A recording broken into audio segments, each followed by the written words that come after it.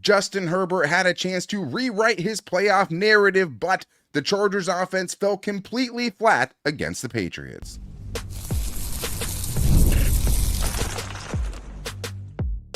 You are Locked On Chargers, your daily podcast on the Los Angeles Chargers. Part of the Locked On Podcast Network, your team every day. What is up, man? Welcome into the Locked On Chargers podcast. I'm your host, Daniel Wade, joined as always by my co-host, David Droegemeier, and we've been covering the Chargers now for 10 seasons, but this is our 8th year as a host of the Locked On Chargers podcast, bringing you your team every day as part of the #1 sports podcast network. And man, if any of you made it this far, we appreciate you. I've been a little under the weather, but we wanted to make sure we got here to be with you guys tonight on just a horrendous night, a night where the offense completely fell flat and Justin Herbert was not good. And I think there's a lot to get into as far as this game and big picture, because man, I think if there's one silver lining to this game, maybe it gets Greg Roman out the door, because it cannot go on. And honestly, I think the biggest kind of underlying part of this game that's disappointing is the Chargers defense was awesome again, and they may have missed their window with Jesse Minter because of all the head coach openings that are out there right now. But today's episode is brought to you by FanDuel. FanDuel is officially in playoff mode every game during the NFL playoffs. FanDuel is giving customers even more ways to get in on the action. Visit FanDuel.com to get started. David, I think we've talked before just about how the Chargers' success getting to the playoffs, getting to 11 wins, was probably going to create an expectation from them that they might not be able to meet in the playoffs, but it was get to the dance, see what happens, and it felt like the best option until you get there, and then you get completely humiliated and embarrassed and just completely fall on your face offensively against a defense that I'm sure is pretty good, but no excuses for the performance that the Chargers offense had tonight. They wasted a great performance by this defense. They failed to get any kind of rhythm to look really impressive at any moment in this game. Play calling, Justin Herbert throwing the ball, no running game, like you name it, the Chargers offense failed. You put up 3 points in a playoff game, the biggest game of your season. Absolutely pathetic. They deserved to lose this game because of how bad their offense was, and all the things that we saw all season led to this moment. Yeah, I don't know why I'm so frustrated, because it's not like I didn't expect it. Like, I mean, we knew the issues the whole way, the whole time. Yeah. Throughout the offseason, it was the same. We all knew what it was. The protection. As soon as Rashawn Slater went out, it was like, okay, well, now they're going to have to figure out a big problem. How do you fix that? How do you replace that? You don't. You can't. I mean, Joe Alt was fantastic when he was over there. Then you have that injury, and then, you don't have the tackles to be able to mask all of the other issues and deficiencies of the offense. And, it just was one of the worst offensive lines in the history of football this year. Justin Herbert gets absolutely smashed throughout the season. We knew this was the way it was going to end, with Justin Herbert getting smoked because his offensive line was incapable of protecting him, and his offensive coordinator did not a single thing to help him all night long. It was a rough showing. It was an embarrassing showing. It was a frustrating game to watch. Well, and let's be honest, like we're not going to go and just defend Justin Herbert here. Like, no. Justin Herbert wasn't good in this game. He was clearly unable to get over the circumstances and the obstacles that came in the way of this offense, and he just played poorly. And this is the thing, like through 3 quarters, he was 10 out of 11 when not under pressure and when kept clean, right? And 1 of 6 when he was pressured. At the same time, though, like the Chargers needed him to be excellent to win this game, and he just straight up wasn't. And it's not only that, but now it's the 3rd time you've lost in the playoffs, and now it becomes a thing. And that's the problem with not getting one early, right? Is it continues to build, and it continues to fester. And when you get into these situations, it's just impossible to think that the past experiences aren't creeping in a little bit, or you're not trying to do too much. But I think the big thing from this is now Chargers fans who deserve so much freaking better than what they got from this team on Sunday, especially with a coach like Jim Harbaugh. Like, it just has to be better. It starts with you, Jim. Obviously, you go out and just show up like that in a playoff game in your 2nd year with this program. Yeah, that's a bad look. It's a bad look for Justin Herbert. It's a bad look for Jim Harbaugh. But most importantly, now the narrative continues. And now you have to sit within another offseason with everyone talking so down on Justin Herbert, who obviously we know what he had to, has to deal with, but it doesn't matter. Context disappears. You're 0-3 in the playoffs. That's it. You haven't been good enough to give this team a playoff win. And I think for this team, it's just hard to find hope now. Like, it's hard to feel like you have momentum going into next season because of how poorly this game went. And I just think that as much as you want to change the culture, it can't stick without the postseason success. And that's exactly what Chargers fans deserved. And again, the Chargers get outcoached and now have 15 points in 2 playoff games, and now back-to-back playoff games with no running game, which is the calling card of their offense coordinator. 12 carries for 30 yards, 2.5 yards per carry. In total, 30 carries for 80 yards in 2 playoff games with their run game guru, Greg Roman, so far. So still waiting to see what Justin Herbert looks like with a good running game, especially in the playoffs, Greg. I know that's what the thought process was. It still hasn't happened yet. But at the end of the day, this one falls on Justin Herbert to a certain extent because the plays at times were there, and when they were there, he wasn't able to connect on them. And there was just absolutely no rhythm as a passer, nothing easy to get him going. And then, like, it's just, even if they're tough throws, even if it's when you're flushed out of the pocket and you have a Ladd McConkey who comes open down the field, or you have a Kamani Vidal that comes open down the field, it's not easy, but it's fair to expect better from this quarterback getting paid what he's getting paid and with the experience and how great he has shown us he can be. Yeah, and I mean, it doesn't matter about the circumstances, right? Every single team out there is going through all of their different set of challenges. We all knew what the challenge was for Justin Herbert in the offense, but the fact is he missed some throws tonight. He wasn't perfect. Yeah, he was flushed, but these are some of the plays that we expect him to make. Yeah, were there a couple of drops out there?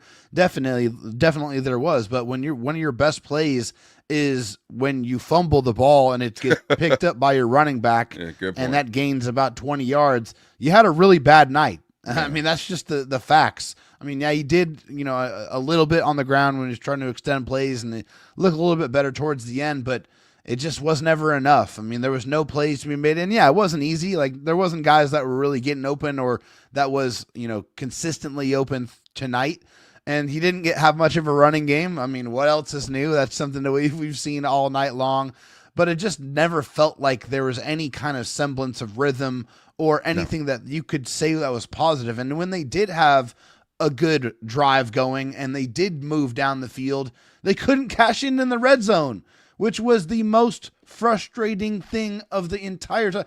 They didn't get many possessions, and when they did get the possessions, they weren't able to cash in on them. Even when they had the shortest of fields gifted to them by their elite defense, they couldn't do a damn thing about it. Yeah. Well, the thing is like you scored 12 points with 4 Justin Herbert interceptions last year against a better defense than the one you just played on Sunday. Yeah. Let that sink in, right? And the offensive line was a disaster in that game, too. You still did better somehow than you did in this game. And yeah, I mean, that was really what it came down to, is all the things that cost you during the regular season and all the things you were able to come up. I mean, let's be honest about this offense, right? Take out the Dallas Cowboys game over the last, 6 games of the season.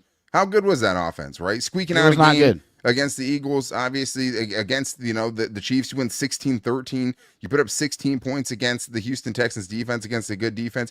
No, it hasn't been a good defense. And even in this game, when you had red zone opportunities against the third, yeah, it hasn't been a good offense. And you go have, red zone opportunities against the 3rd worst red zone touchdown percentage team in 2025. Say what you will about the Patriots. They were terrible in the red zone this year.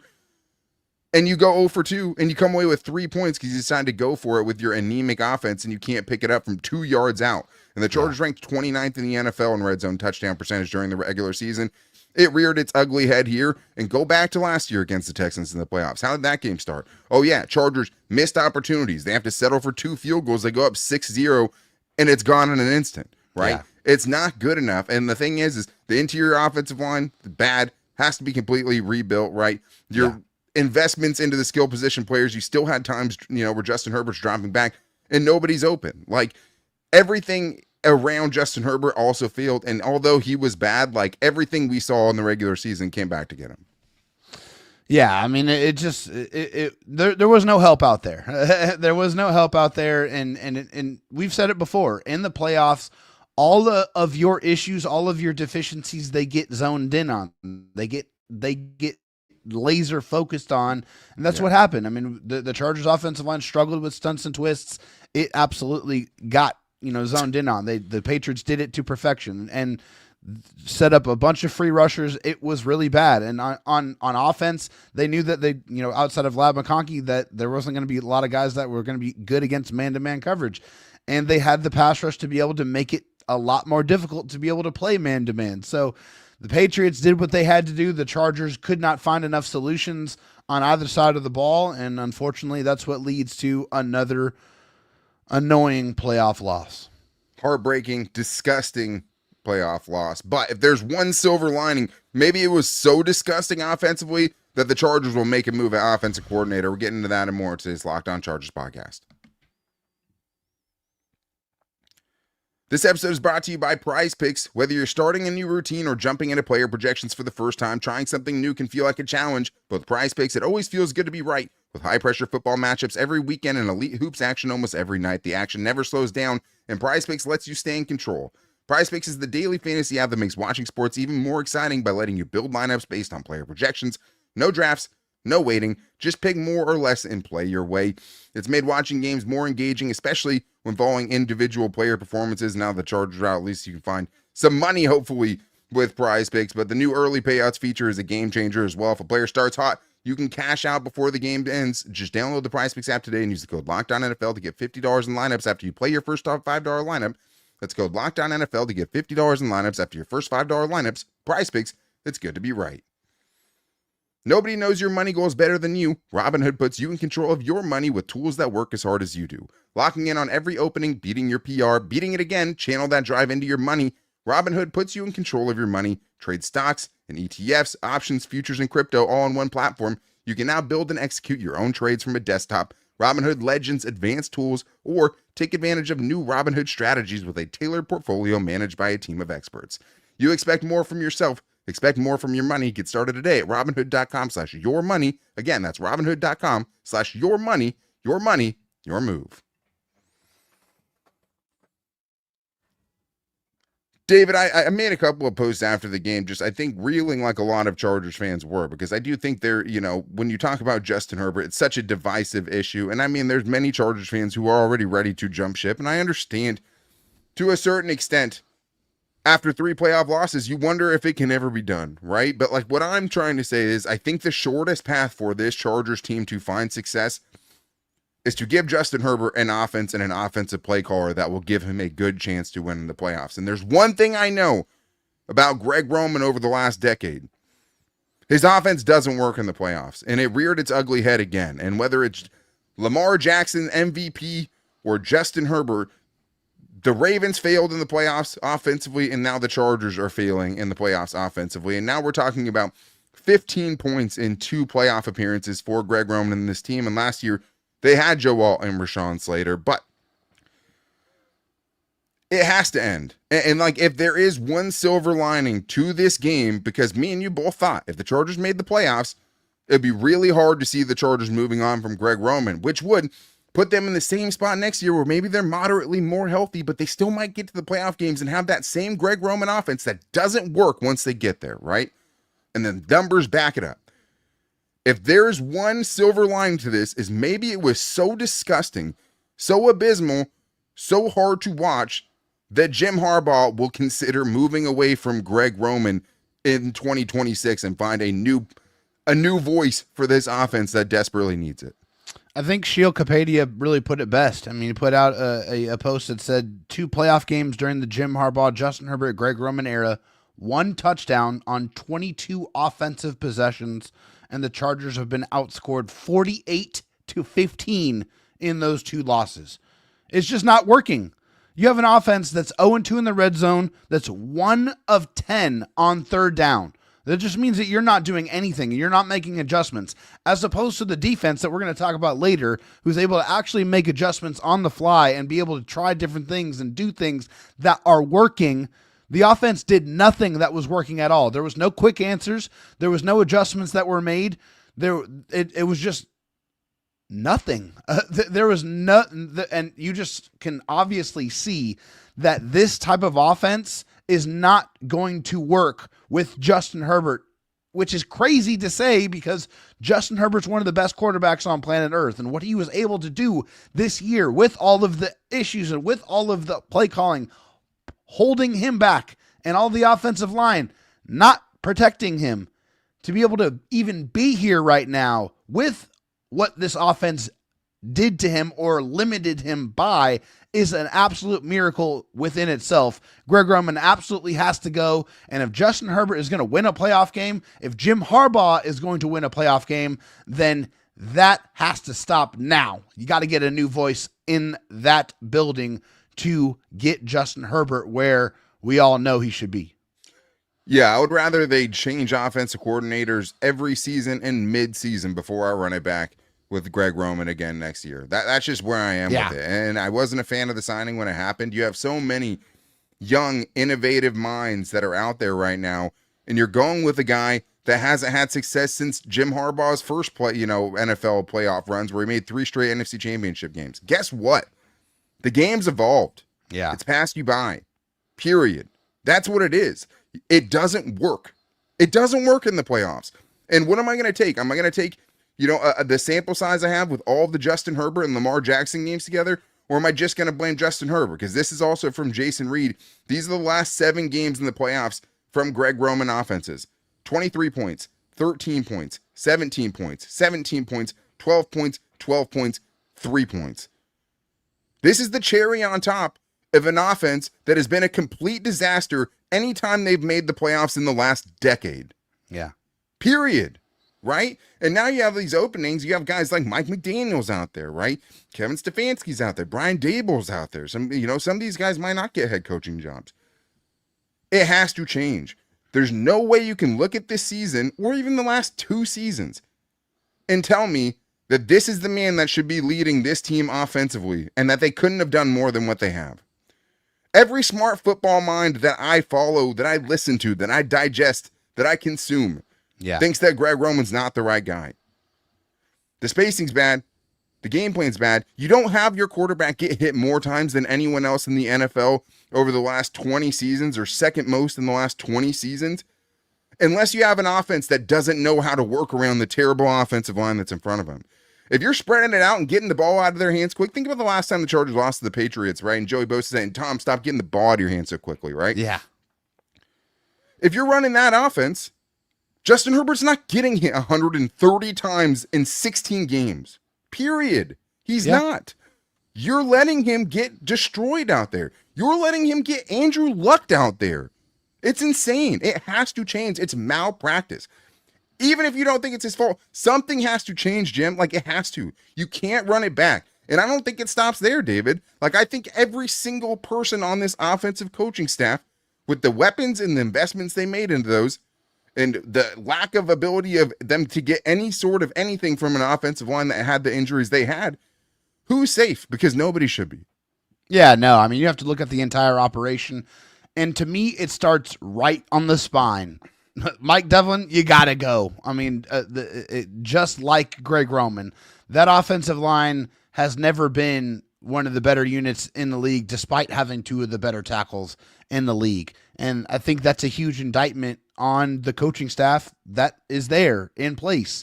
And yeah, I mean, the Chargers injected a lot of resources into the wide receivers, into, the running backs, into the tight ends, into every single unit. You had an injection of talent in every single one of these units, and it wasn't enough to be able to overcome the issues that you had in the center of your football team. So at the very least, offensive coordinator and the offensive line coach, they got to go, and you got to get some new voices in this building and some better coaches in this building to get the most out and just get better quality play out of your offense that sports one of the best throwers of the football in the league.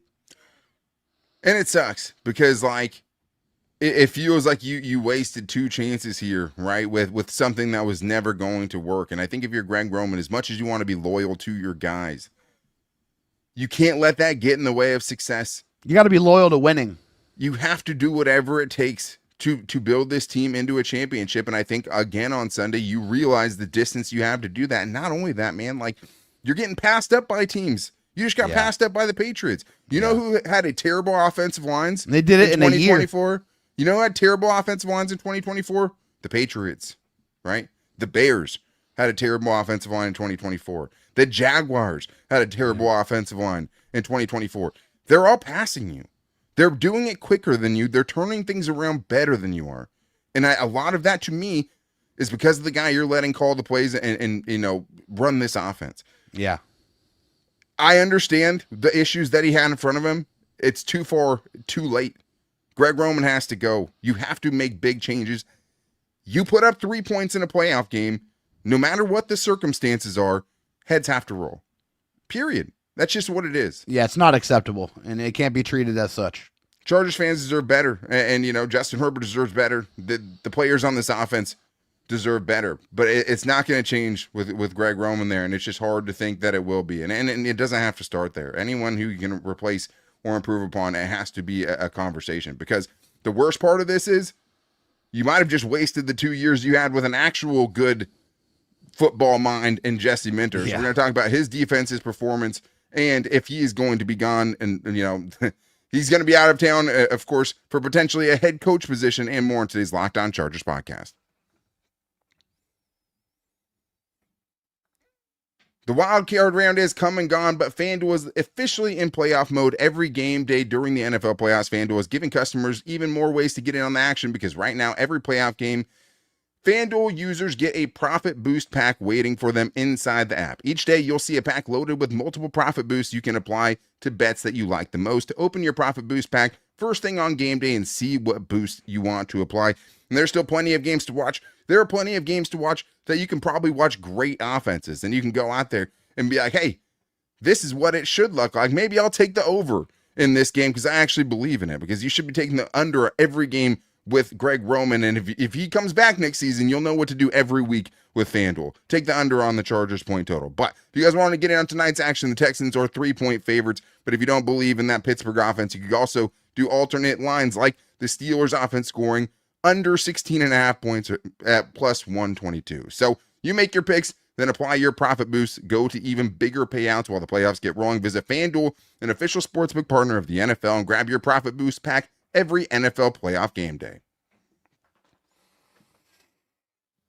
Well, there was one silver lining of this game, and it was that the Chargers defense did show up against one of the best offenses so far in the league. And we talked about not really knowing what to expect from this Patriots team because of the lack of teams they had on their schedule to really get a good reading on it. But I think you saw that this team was legit, but I think you also saw that this Chargers defense was legit. And even though this year they were 9th in scoring defense after being 1st in scoring defense in 2024, I think they showed on Sunday night that this was a much better defense than the one they had last year, and they came through. And this is something, as far as what the culture is, what your identity is. Like, we always wanted to see Justin Herbert with a good defense.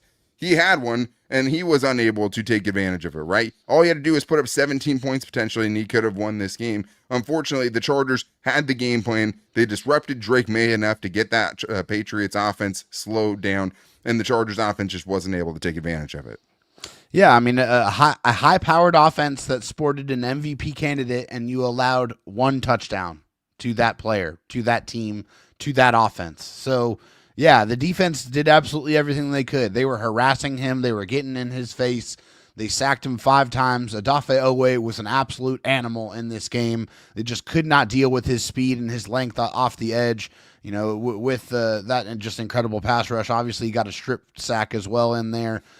T.R. Tart was fantastic. Got that tip pass that turned into an interception for Deion Henley.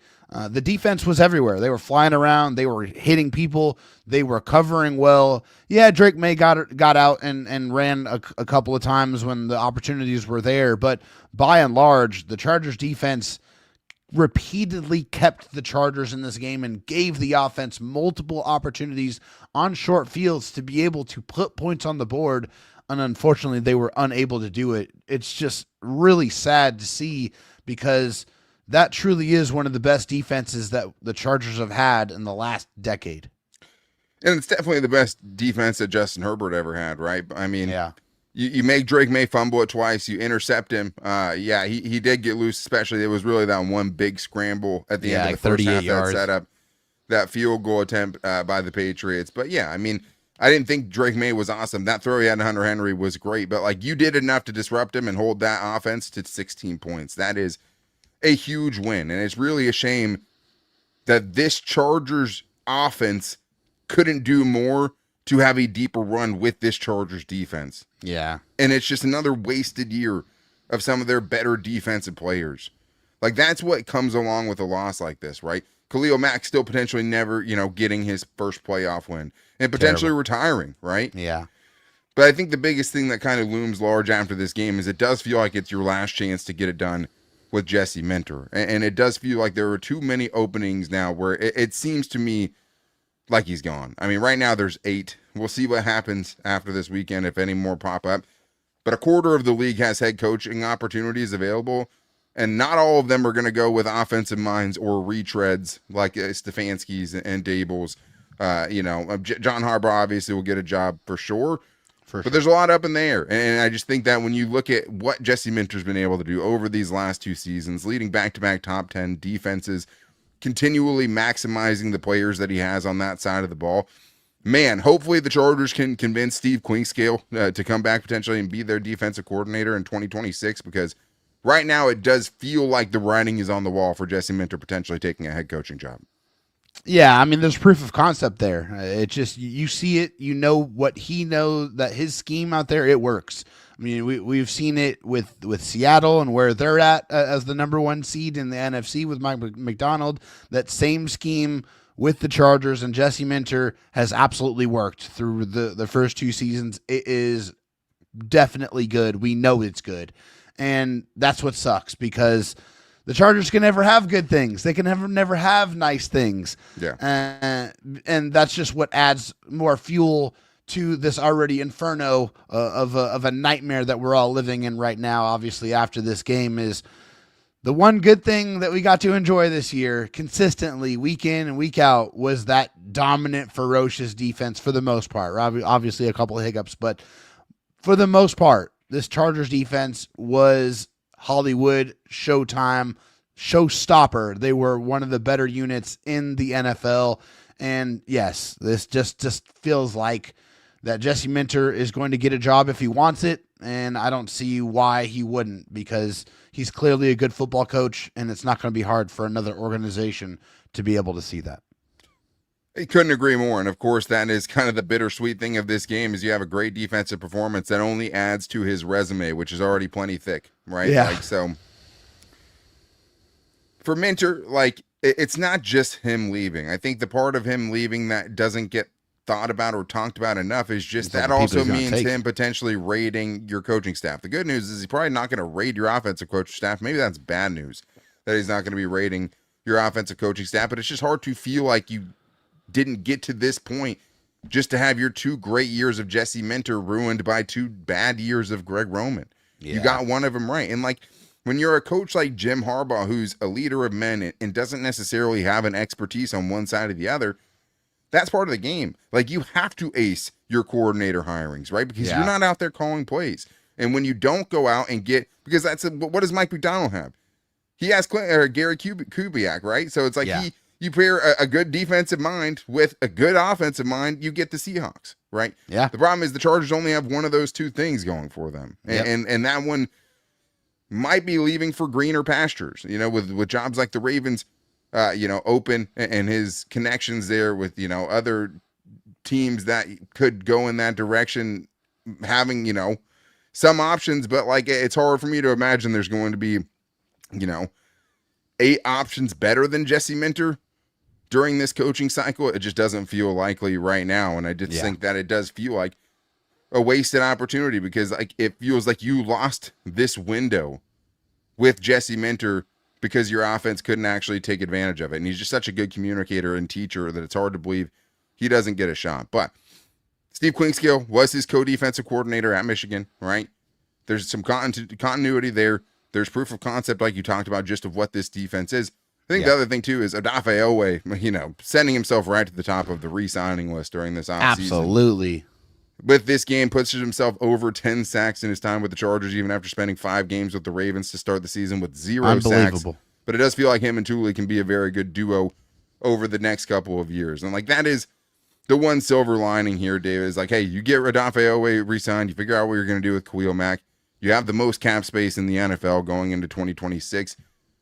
plenty of, ways that you can improve this team, but I think, you have to get the coaching hires right, because if you can, there's a lot of young talent with these last 2 draft classes that you have available to you. You're going to potentially be able to add on to that with a 3rd draft class, and Joe Ortiz has had some great picks in it. There's a lot of work to do, but there is at least kind of a young nucleus to this team now that maybe we haven't seen in years past. There is. There definitely is. There's players on both sides of the ball that you can point to and say, hey, these guys are absolutely going to be parts of the future of this football team. With Odafe Owe and Tuli Tuipulotu, hopefully they can re-sign a guy like Tier Tart, who I think is a huge part of this Chargers defense and defensive line. Offensively, obviously, you got Trey Harris and you got Ladd McConkey, and hopefully you can get Amarian Hampton back, get your tackles back healthy. Then, you have a lot to work with on both sides of the ball, but you have to have the right men with the right voices in the right direction to be able to weaponize the talent that is there. And also, oh, by the way, let's not mess around with the offensive line anymore. I'm tired of the one signing or the one options. It's time to go full court press on improving the offensive line to the fullest of your abilities, and there's no excuse for it because the money is plentiful, and I don't care. Use it on the offensive line. Be intentional about it. You cannot have another season where your quarterback is getting destroyed at the level that Justin Herbert was this season. Well, I think that's the concerning thing is this was the first game where it really felt like all the accumulated hits that Justin Herbert had gotten to him, right? Where even when he had time in the pocket, he was sped up, his process was sped up. He didn't trust what was in front of him, and how can you blame him? But I think the sad thing is if you go back and look at the show we did right after the Texans game, it's probably going to sound very similar to what we're saying right now. And it's just crazy to be going in to the offseason saying the same thing where it's hey, is this the year you finally protect your, $250 million asset because you failed to do it in 2025. And if you failed to do it again in 2026, I honestly wouldn't be surprised if you wanted to trade because it's malpractice, what they've been putting that guy through. And, then today when you have a dud, you have nothing else offensively to help bail you out when you have a bad day. So wasn't good enough. This Chargers team wasn't good enough. A pathetic ending to their season, especially with this offense. And at the end of the day, heads have to roll. Huge changes, sweeping changes have to be made on the offensive side of things. Passing game coordinators, run game coordinators, whatever it is, a lot has to change because it has to come back looking a lot better if you want to try to sell this fan base on hope after the embarrassment that you just put them through and now you have made them have to live with for the entirety of the offseason. But the good news is we'll be here with you guys to help get you through it. But that's going to wrap things up for today's show. Make sure you guys find the show every day on all of our social media, at Locked On OAC on Twitter, at Locked On Chargers on Instagram, and our Locked On Chargers Facebook page as well. Sorry, I'm really sick. I'm pushing through it here, but we appreciate you guys. We know it's tough to want to, and digest, consume this kind of content, especially after a game like that. But we have a lot coming up for you guys. Still 5 days a week throughout the off season, and make sure you're subscribing and following for free on the Locked On Chargers YouTube channel and listening wherever you get your podcast from. It's hard to see it right now. There is some hope. There is a nucleus. There is a foundation here. But some very, very key things have to change for this team. So I know there's probably a lot of overreactions, storylines to get into. If you guys want to hit us up for Buy or Sell Tuesday, you can do that on all of our social media. Give us your biggest storylines or overreactions to talk about on tomorrow's show. But most of all, thank you guys for being here. Hopefully it was, helpful to be able to vent a little bit and get some of these feelings out. I know it definitely was for me, but we'll be back with you guys tomorrow. Until then, take it easy and go Bolts.